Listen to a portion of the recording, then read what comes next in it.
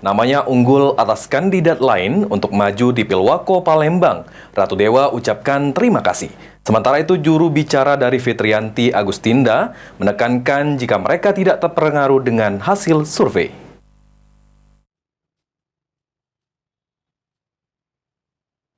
Sebelumnya, dari survei yang dilakukan LSI, Ratu Dewa disebut unggul bahkan mencapai 60%.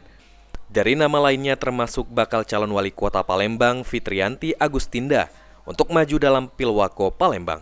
Menanggapi hal tersebut, Ratu Dewa mengucapkan terima kasih kepada seluruh warga Palembang.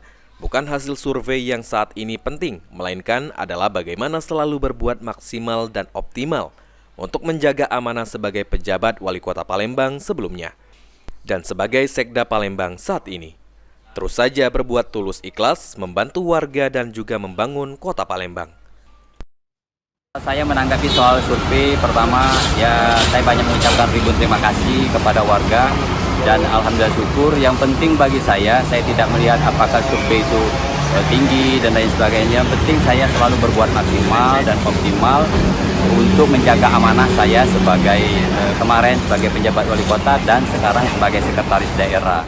Sementara itu, juru bicara dari Fitriyanti Agustinda mengungkapkan jika mereka tidak terpengaruh dengan hasil survei yang dikeluarkan oleh Lembaga Survei Indonesia, karena nantinya mereka memiliki survei sendiri.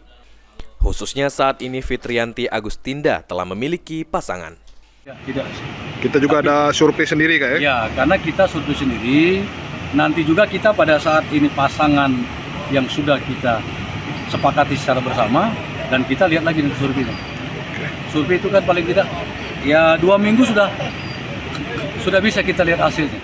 Misnan sendiri optimis jika Fitriyanti Agustinda masih diterima oleh masyarakat Kota Palembang karena memiliki pengalaman 2 periode menjadi wakil wali kota Palembang dan telah mengetahui sejumlah permasalahan yang dihadapi Kota Palembang. Sandi Pratama, Firman Hidayat, PAL TV.